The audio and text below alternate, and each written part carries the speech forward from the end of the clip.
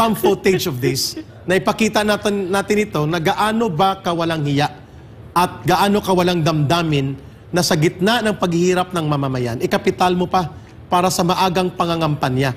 First time ko nakakita ng Speaker of the House ay mayroong Romualdez Rice at kung ano-anong gimmick dahil sinabi mo na this is a deliberate and premeditated intimidation and assault in Davao at inuna lang si Pastor. Do you mean also na ito ba'y mensahe? Ano ngayon kung Duterte country ito?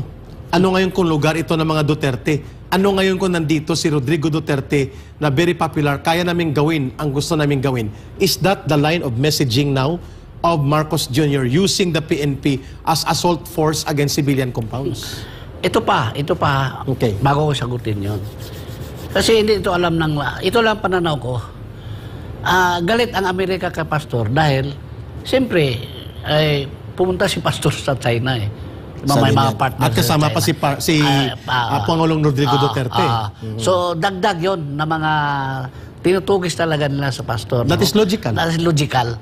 So, hindi yun nalaman ng iba na ganito pala mag-respect ang Amerika na talagang to the fullest, dudurugin ka. Pero, alam mo, at pinabayaan ng gobyerno. Alam mo, may nabasa ako doon sa isang nagsasalita sa social media na nung time ni Irap, nila pumunta, ginira ang Camp Abubakar. Tapos, binulastog, nila, di-secret yung mosque, tinaihan pa.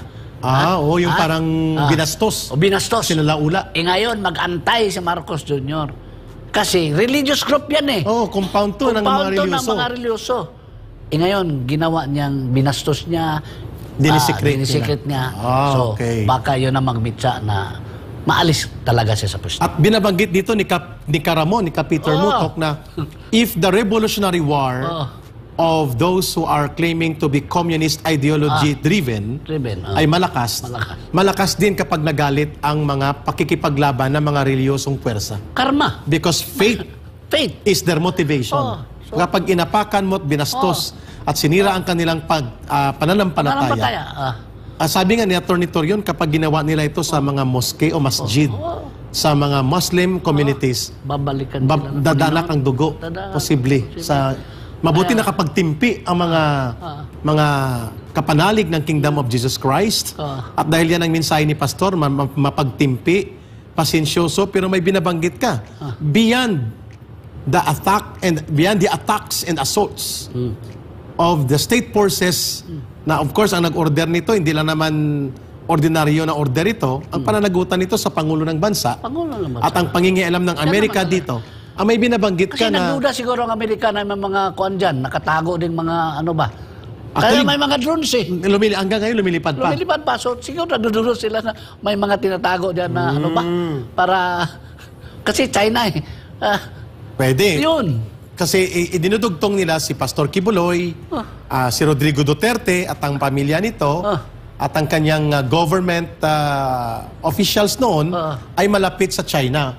Which is hindi naman mali sapagkat minintay nila ang friend to all, enemy to no one. Yun naman talaga ang foreign policy. Kasi Filipino first. Filipino first. And then hindi naman kailangan magpadikta tayo o mag-align doon sa mga naghihidwaan ng mga bansa sa rehiyon.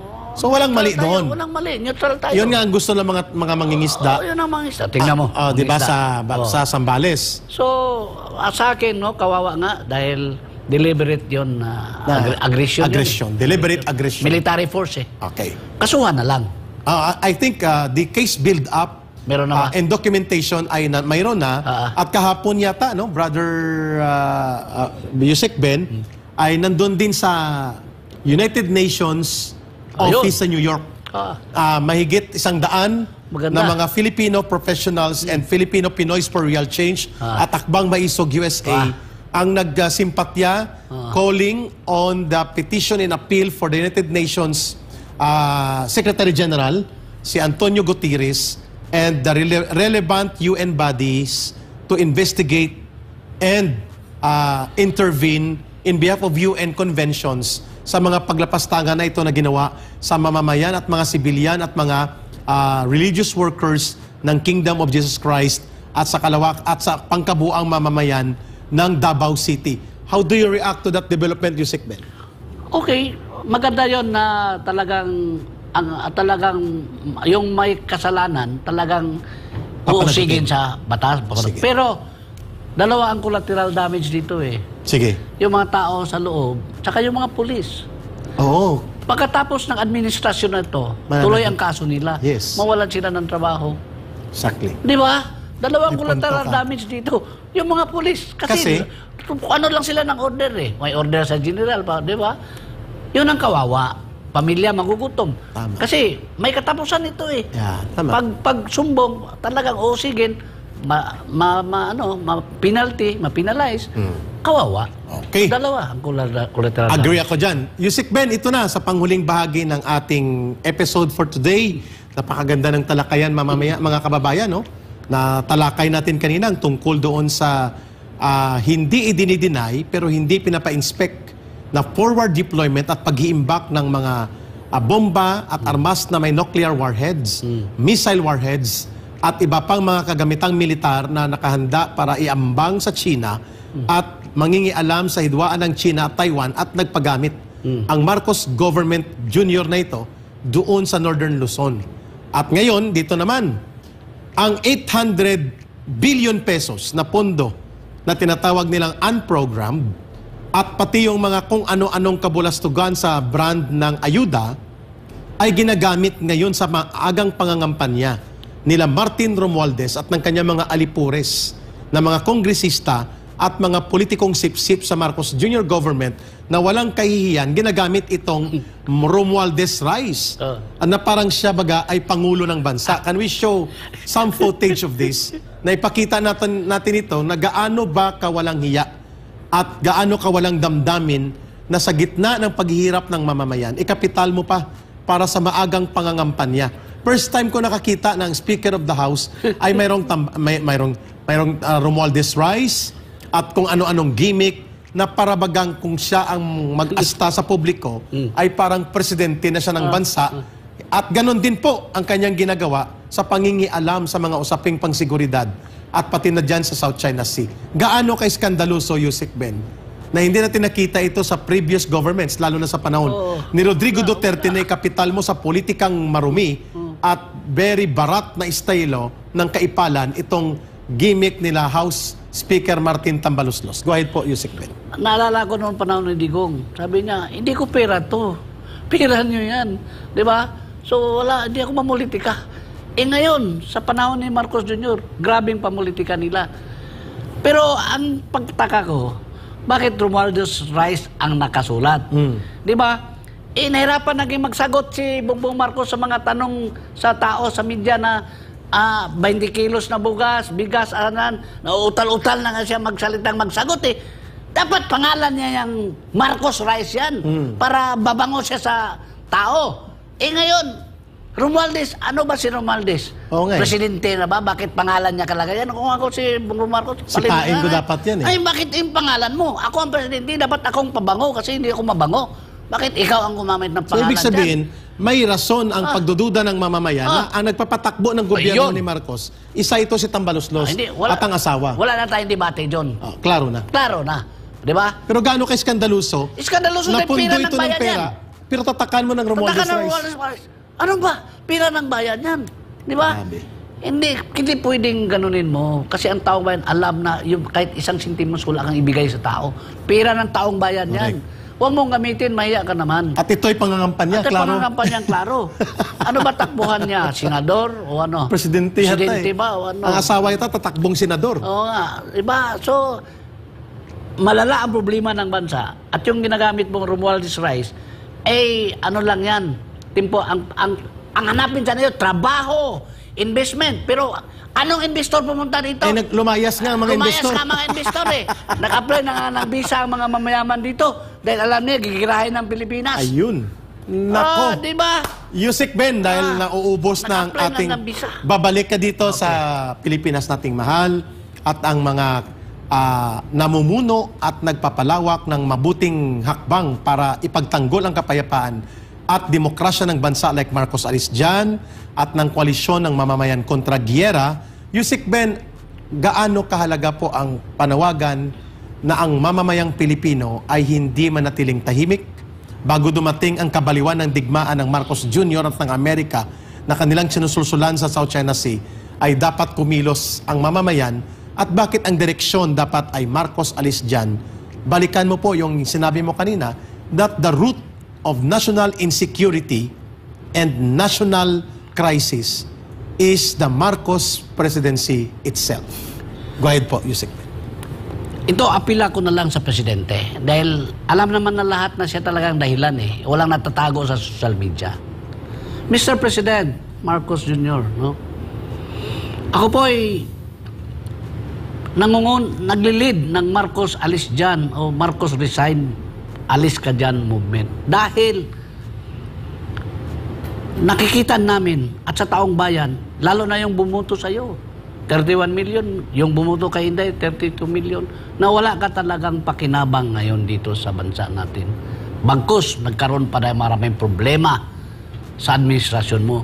Hanggang sa gira na ito, na ikaw ay nagiging national security threat. Maawa ka sa taong bayan. Ipaglipaliban mo na yung interes mo sa Amerika na bawiin yung tagong yaman mo at saka yung kaso nyo sa Hawaii. Ipamanaig mo ang iyong pagmamahal sa taong bayan na hindi matuloy ang gerang ito. At kung maari, dahil hindi mo na kayang mamuno, please step down as president and give way to a leader who can really unite the people and a next leader na merong tapang, kakayahan at malasakit. Aminin mo naman na talagang hindi mo kaya. At hindi lang ako ang nagsasalita niyan. Kahit sino. Bankrupt na ang ating ekonomiya, bagsak ng stock market, wala nang investor na pumunta dito. Yun ang mga dahilan. Bakit? Dapat mong isakripisyo ang sarili mo. Kung nakikinig man yung mga advisor na sa paligid mo, mga kabinete mo, yung misis mo, si Lisa Marcos, sana maawa kayo sa mga Pilipino. Lalo na mga Taga-Luzon, kaawaan nyo. Mahal naman siguro kayo ng mga Taga-Luzon. Huwag mo silang ipahamak sa giyera. Huwag mo silang ipahamak ang buhay nila. Makinig ka din sa iyong pamangkin, si Governor Matthew Manutok. Nagsabi, takot siya sa giyera. So please, ang panawagan namin ay hindi ito pagre-rebuilde sa'yo. Hindi ito na dahil ayaw ka namin na walang rason. May rason kami bakit ayaw namin sa'yo. So huwag mo kaming i-judge na nag-rebuilde si this. No. We're talking about the people, kung mahal mo, na may salba mo kami sa gera. Please step down. Ayun. At ang pagpanawagan sa pagpapababa sa Pangulo ng Bansa with valid reasons na nailatag sa talakayang ito, including po ang tatlong mahalagang punto. Ayaw ng mamamayang Pilipino ang giyera ng kabaliwan at hindi dapat maganap ito, kundi dapat diplomasya at pakikipag-usap na mapayapa at negosasyon at pakikipagtulungan sa mga neighboring countries including China. Makatarungang demanda po yan. Kung igigiit ng Marcos Jr. government ang giyera, yan po ay taliwas sa kanyang sinumpaang tungkuling pangangalagaan niyang kapayapaan at kapakanan ng mamamayang Pilipino. So may rason ang panawagang umalis siya sa kapangyarihan. Number 2, yung kanyang questionable integrity and competence in government. Ang failure of leadership na ang nakikialam at nagpapatakbo ay ang mga ganid at abusadong politiko na mga advisors at grupo niya, mga oligarko at pati ng pinsan at asawa niya ay may batayan sa karanasan, hindi po ito katang-isip. Failure of governance, failure of leadership. Third, ang panunumbalik po ng diktadurang mga hakbang, paggamit ng pulis bilang parang private army, ang paggamit ng ating bansa bilang base militar ng Amerika at imbakan ng mga armas nuklear at mga bomba nila sa kanyang pagpayag na palawakin ang mga kasunduang hindi naman dapat manatili pa like EDCA at Visiting Forces Agreement. Ang lahat ng ito po ay mga batayang panawagan na dapat tugunan ng gobyerno at kapag hindi nasunod po ang kagustuhan ng mamamayan na nagbigay ng soberanya at otoridad sa kay Marcos bilang Pangulo ng Bansa, may dahilan at may batayan ang mamamayan na ipanawagan po ang kanyang pagbibitiw. Yan po ang dahilan kung bakit naging kasama natin ngayon ang grupo po nila Ginoong Ben Ranque ng Marcos Alis Jan. Samahan niyo po kami araw-araw dito sa paglilingkod sa interes at kabutihan ng mamamayang Pilipino para mapalakas ang demokrasya, maisulong ang totoong kapayapaan at maitaguyod po ang tunay na mabuting pamamahala na nakabatay sa lipunang pangkatarungan ng kabutihan ng mamamayang Pilipino. Muli, nakasama po natin sa episode na ito si Yusek Ben Ranque at ako naman si Ka Eric. Sama-sama tayong magmamahal sa bansang Pilipinas sa